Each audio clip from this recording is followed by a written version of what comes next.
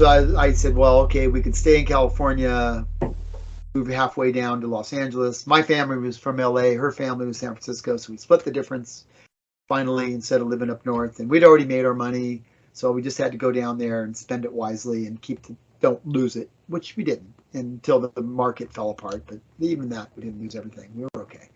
And so about 10 more years later, because we were married for 22 years, just before that, 8 years later, I get a phone call one day from this guy who wants me to build him a house.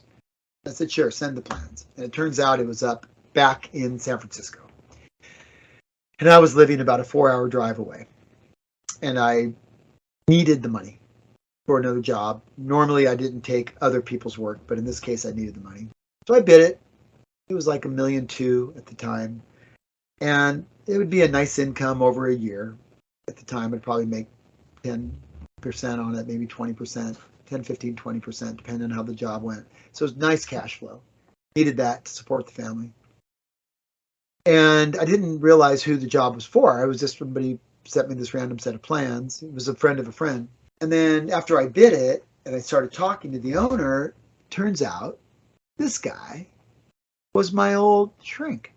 The guy who prescribed my ex-wife convinced to give me these drugs. And here's the thing about the drugs.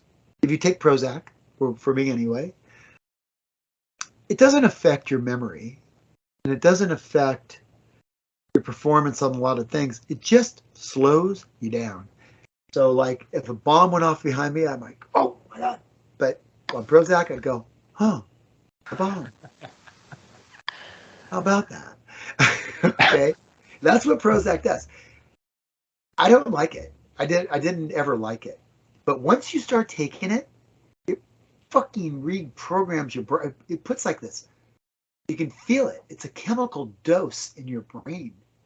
And when you stop taking it, you get these like pains, like feels like lightning strikes inside of your brain. I don't know the molecular structure of what's happening, but something's happening.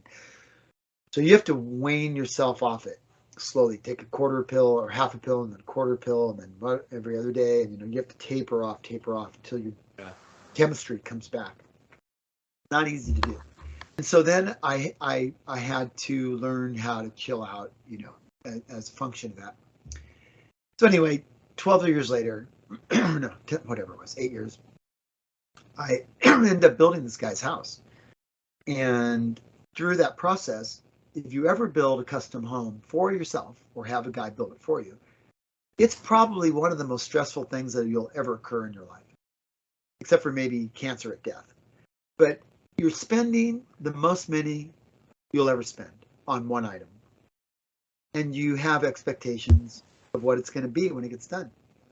And I've gone through this process a lot of times. It's a general contractor, probably 30, 40 times with people.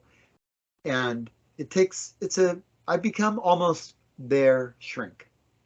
Because they're worried about, do I have the fork and knife drawer in the right place? I got to make this big commitment. Do I put it on the left side of the stove or the right side of the stove? Where do we put the sink? Should we really put the sink there? Is that window too big? Should I have more light? But the sun comes up at 8 o'clock over that horizon, and will the angle be in my eyes when I'm sitting here, and will that bother me the rest of my life? Will the fucking sun be in my eyes where I'm sitting on the couch because I put the window too high? Oh my God, did I think about everything? Okay. It's too big of a rubric. You can't solve everything, and you just have to accept it. But when people are in the process of it and they're spending 1.2 million on that construction, oh my God, they're nervous. They're not cool. I've never seen any. Well, I have one client. I've built him 7 houses. By the 6th or 7th, he got really cool because he realized it doesn't matter. Because you will move the couch 6 inches, and nothing is perfect. Okay, so I'm going along building this guy's house, and it took 18 months. And so we developed a whole new relationship. I mean, I used to be sitting on his couch 8 years ago. Now he's sort of sitting on my couch because problems are constantly occurring on the house. And just like me swinging this boat around, the way it's just like, oh yeah, if I see a window that's the wrong place, I'm like, oh yeah, okay, deal with it. I don't get excited about it because I've been through it enough times, which is really my job, right? But he was not cool.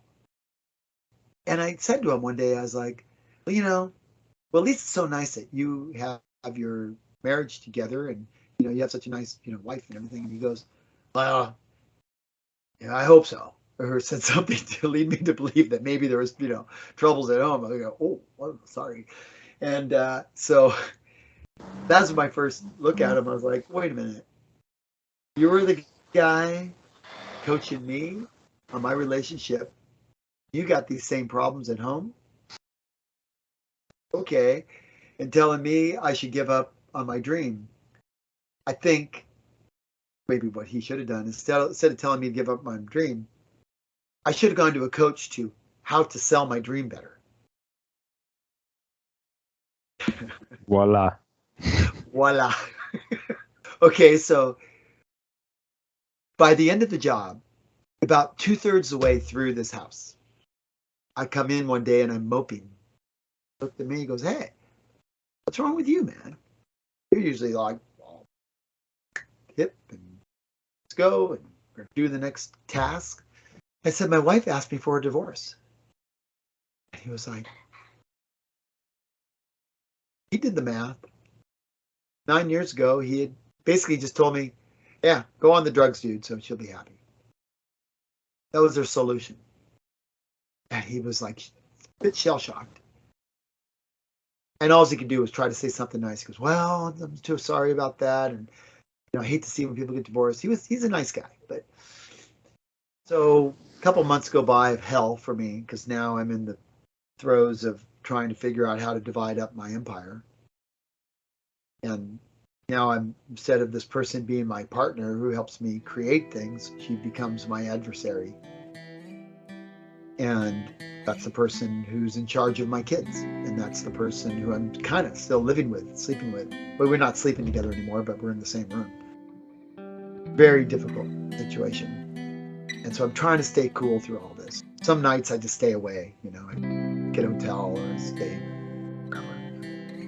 And I'm going through horrible things. Getting a divorce sucks for everybody.